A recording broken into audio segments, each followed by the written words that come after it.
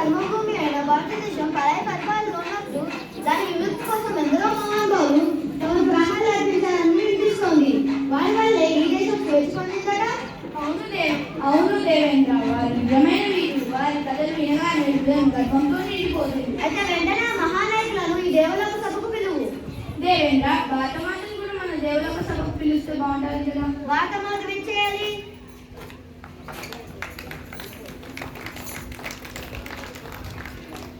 నారాయణ నారాయణ నారాయణ. భారతమాతను సేవించిన మహానాయకులారా, దేవలోకానికి విచ్చేయండి. లోకమాన్య బాలగంగాధర్ తిలక్ విచ్చేయండి.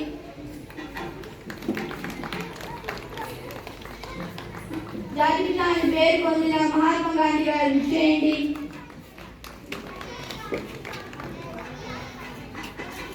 యోవీరుడు భగత్ సింగ్ విచ్చేయండి. సంగ్రామ వేరి అయిన అల్లూరి సీతారామరాజు విచ్చేయండి.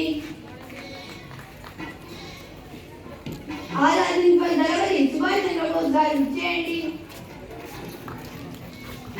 రాణి ఝాన్సీ లక్ష్మీబాయి గారు విచ్చేయండి. బాల్కోకిలా అని పేరు పొందిన సరోజినీ నాయుడు గారు విచ్చేయండి. జనగణ మన గీతాన్ని పాడిన రవీంద్రనాథ్ ఠాగూర్ గారు విచ్చేయండి. ఐక్యతామూర్తి అని పేరు పొందిన సర్దార్ వల్లభాయ్ పటేల్ గారు విచ్చేయండి.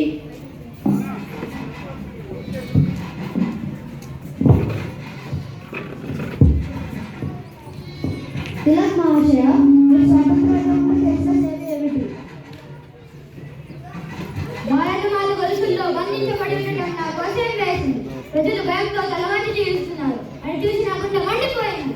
అందుకే నేను ప్రజలు ఒకే మాట చెప్పాను, స్వరాజ్యం నా జన్మ హక్కు, దాన్ని నేను సాధించుకుంటాను. స్వేచ్ఛ అనేది రాజులు ఇచ్చే బహుమతి కాదు, అది ప్రతి భారతీయుని హక్కు. గణేష్ ఉత్సవాలను, శివాజీ జయంతులు జరుపుతూ ప్రజల్లో దేశభక్తి ద్వారా వెలిగించాను. బానిసత్వం మనక్కలు, స్వేచ్ఛ మన హక్కు అని చాటినాము.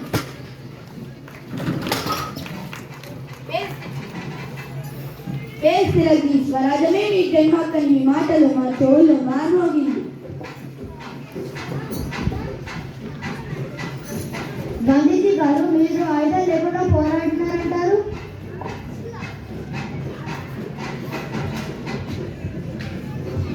అవును, నేను నమ్మినది ఒకటే, అహింస. బలంతో గెలవడం తాత్కాలికం, సత్యంతో గెలవడం శాశ్వతం. నిజం, ధర్మం, అహింస ఇవే దేశాన్ని కాపాడే ఆయుధాలు. నేను చూసేది ఒక బాధిత దేశం. పేదలు, రైతులు, కార్మికులు అందరూ అన్యాయానికి గురవుతున్నారు. నేను ఒక విషయాన్ని నమ్మాను, హింసతో సాధించిన విజయం కొంతకాలమే ఉంటుంది, కానీ సత్యం మరియు అహింసతో సాధించిన విజయం శాశ్వతం. చేతిలో కత్తి అవసరం లేదు, హృదయంలో ధైర్యం ఉంటే చాలు. సత్యాగ్రహం, సహాయ నిరాకరణ, భారతదేశ శక్తిని చూపించాము. ఒక్క దేశం నిజాయితీతో నిలబడితే దానిని ఎవరు ఓడించలేరు.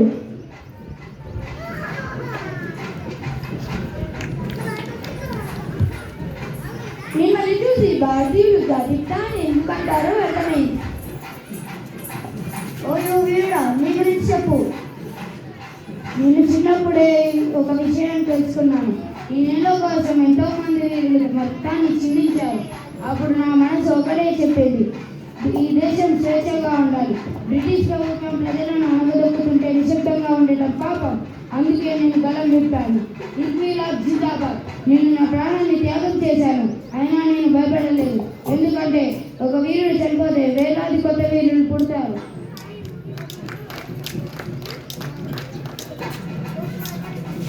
వీరుడా, నీ వంటి వారి దేశానికి గర్వకారణం. నువ్వు అమరుడివి. ఓ మహావీరుడా, అడవుల్లో గిరులతో పోరాడినావు నువ్వేనా? నీ ధైర్య కాదని మాకు చెప్పు. అడవుల్లో గిరిజనుల బాధలను చూశాను. వారికి తమ భూమిపై హక్కు లేకుండా చేశారు. వారి జీవనాన్ని నాశనం చేశారు. అప్పుడు నేను నిర్ణయించుకున్నాను, ఈ అన్యాయాన్ని ఎదిరించాలి. రంపచోడవరం ప్రాంతంలోని గిరిజనులతో కలిసి బ్రిటిష్ వారికి వ్యతిరేకంగా పోరాడాను. అడవులు మా ఇల్లు, స్వేచ్ఛ మా శ్వాస. బ్రిటిష్ సైన్యం ఎంత పెద్దదైనా మా ధైర్యం ఇంకా పెద్దది. నా ప్రాణం పోయినా నా దేశం బానిసగా ఉండకూడదు.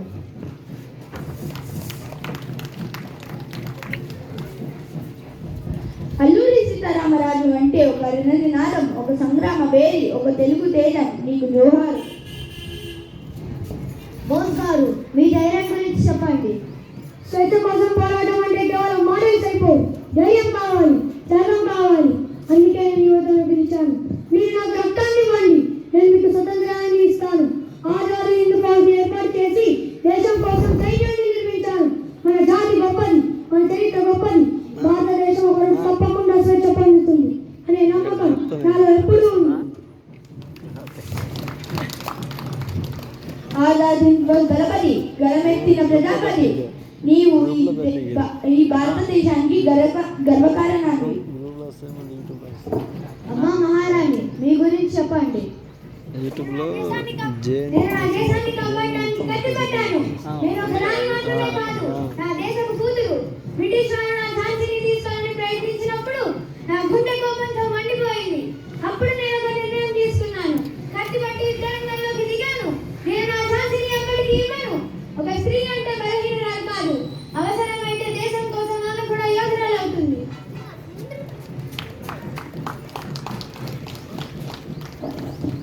అమ్మ రాణి, నువ్వు స్త్రీలకు మణిపూసవు. సరోజినీ నాయుడు గారు, స్వాతంత్రోద్యమంలో మహిళల పాత్ర ఏమిటి? దేశ స్వాతంత్ర్యం కోసం పురుషులు మాత్రమే కాదు, స్త్రీలు కూడా పోరాడారు. స్త్రీలు ధైర్యంగా ముందుకు వస్తే దేశం మరింత బలంగా మారుతుంది. నేను నా కవితలతో, నా మాటలతో, నా ప్రజలతో దేశభక్తిని పెంచాను. దేశం అంటే కేవలం నేలనే కాదు, దేశం అంటే ప్రజలు. ప్రజలు ఒక్కటైతే దేశం అపార శక్తిగా మారుతుంది.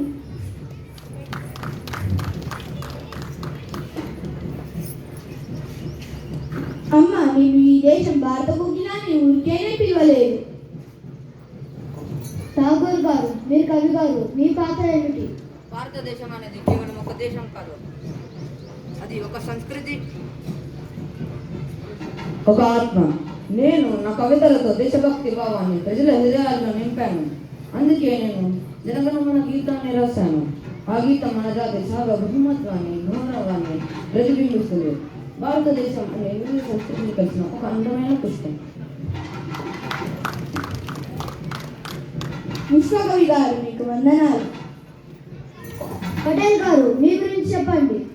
స్వాతంత్ర్యం వచ్చిన తర్వాత భారతదేశాన్ని ఒకటిగా చేయడం నా బాధ్యత. స్వాతంత్ర్యం వచ్చిన తర్వాత ముందున్న పెద్ద బాధ్యత ఏమిటంటే భారతదేశాన్ని ఒకటిగా చేయడం. అప్పుడు ఎన్నో సంస్థలు విడివిడిగా ఉన్నాయి. నేను వాటన్నిటిని ఒకటిగా చేశాను. ఎందుకంటే భారతదేశం ఒక కుటుంబం.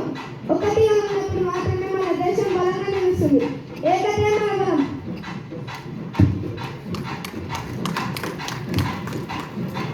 పటేల్జీ, మీరు ఈ దేశాన్ని ముక్కలుగా ఉండకుండా చూశారు. ఈ దేశాన్ని ఒక కొడుకుకి ఇంటికి తీసుకొని వచ్చారు. ఐక్యతామూర్తి అనే పేరు మీకు చాలా సరైనది. ఓ మహానాయకులారా, మీరు చేసింది మా హృదయాలు తాకాయి. మీరు చూపించిన మార్గం మాకు ప్రేరణ.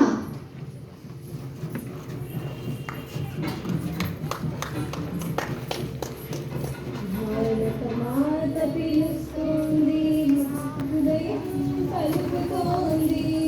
భారతమాత పిలుస్తోంది, మా హృదయం పలుకుతోంది. త్యాగాల జ్యోతి వెలిగించిన వీరుల గాథ చెబుతోంది. భారతమాత పిలుస్తోంది, మా హృదయం పలుకుతోంది. గాంధీ మార్గం చూపించాడు, సత్యాహింస నేర్పించాడు. తిలక స్వరాజ్య గర్జనతో జాతి గుండెల్లో జ్వాల వెలిగించాడు. భగత్ సింగ్ ధైర్య గీతం యువత హృదయం మేలుకొలిపింది. బోసు గర్జన వినిపించగా స్వేచ్ఛా స్వప్నం సాకారమయ్యింది. ఝాన్సీ రాణి వీరత్వం స్త్రీ శక్తిని చూపించింది. సరోజిని గలం వినిపించగా దేశ